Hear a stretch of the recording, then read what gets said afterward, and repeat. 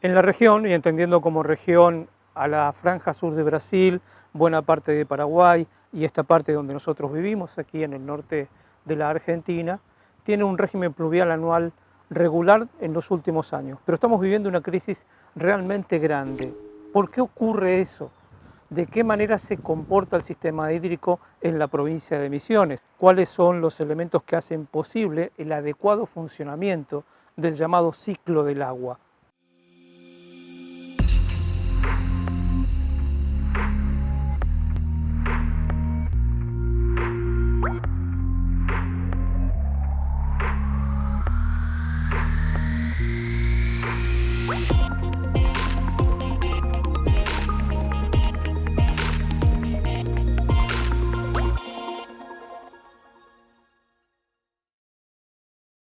Estamos mirando las cuencas como un sistema hidrológico, ¿no?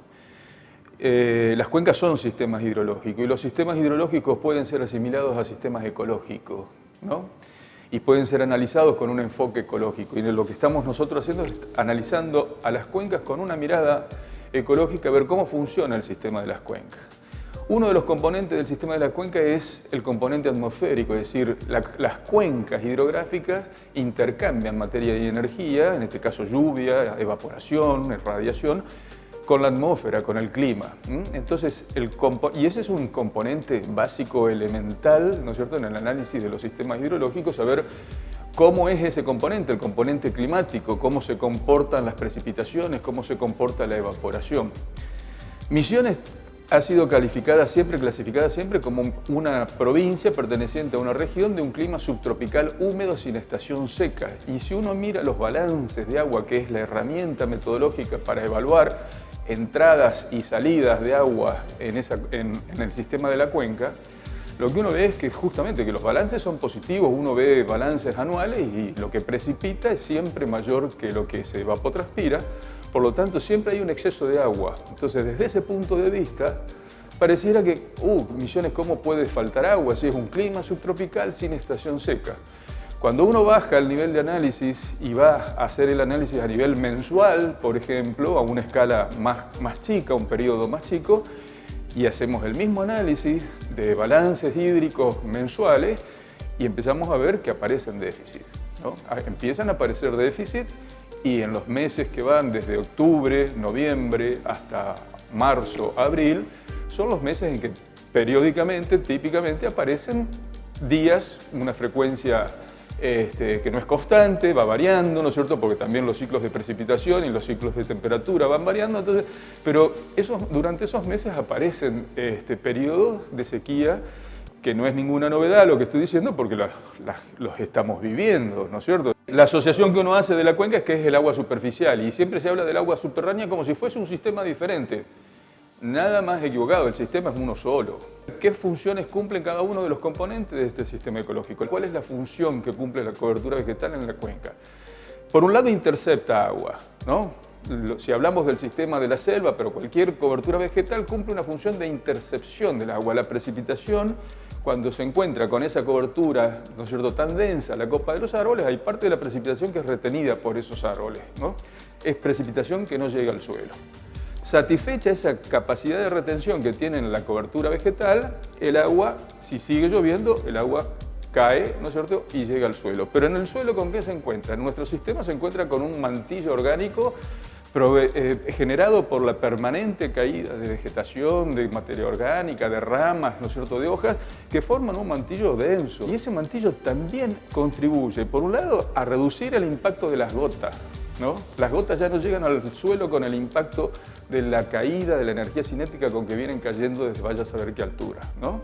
Se humedece, mantiene humedad y eso permite una infiltración lenta del agua en el suelo. Y en un suelo que está lleno, repleto de raíces, y esas raíces son las que van dejando espacio, ¿no es cierto?, para que el agua se vaya canalizando, se vaya penetrando en profundidad. Primero humedad del suelo, formando la humedad del suelo, y posteriormente, si sigue lloviendo, el suelo se saturó, si sigue lloviendo, esa saturación que hace el agua percola en suelos muy permeables como tenemos en Misiones, son suelos muy permeables, eso lo dice cualquiera de los estudios que hay de suelo, los suelos de Misiones son permeables, quiere decir que tienen una porosidad suficiente para dejar pasar el agua, no retenerla por fuerzas capilares, llamémosle, o fuerzas de tensión superficial, sino que la dejan pasar. El dejarla pasar implica que el agua sigue circulando en el perfil en profundidad.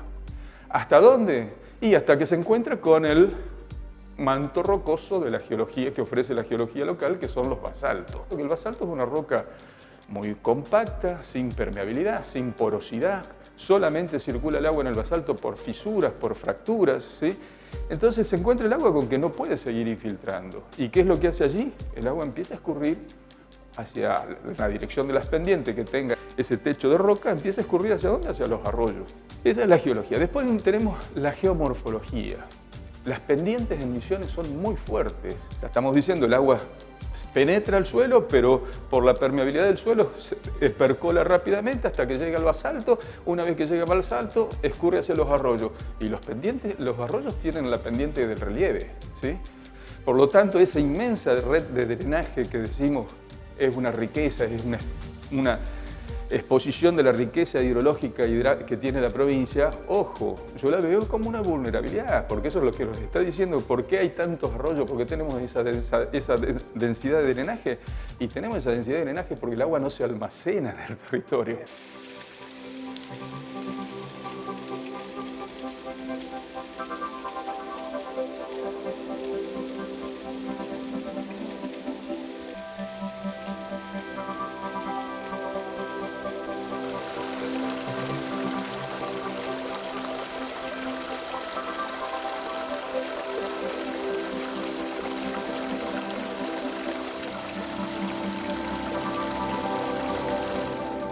¿Y qué es lo que hace el hombre? Lo primero que hace, porque el modelo productivo que tenemos es así, el modelo que se ha desarrollado, es voltear el monte para producir, porque no se han desarrollado estrategias de producción bajo monte, ¿sí?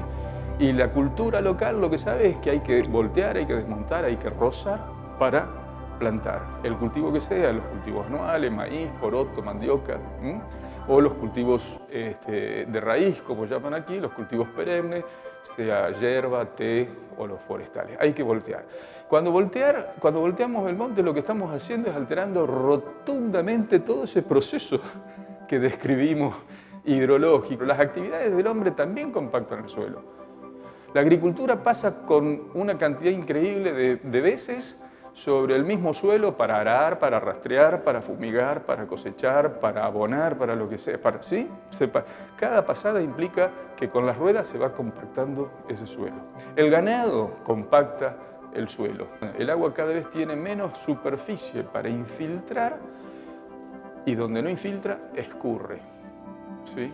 Y a todo eso, si querés sumarle complejidad, le estamos sumando el cambio climático, que ¿qué es lo que nos dice para esta región? Básicamente nos está hablando de eventos extremos. Y en relación con el agua, esos eventos extremos, ¿cuáles son? Sequías, mayor frecuencia de sequías, sequías más prolongadas, y inundaciones. Y esas inundaciones, tormentas, también podemos hablar de tormentas extremas, o sea, cada vez la lluvia que cae con mayor intensidad y lluvias intensas con mayor frecuencia.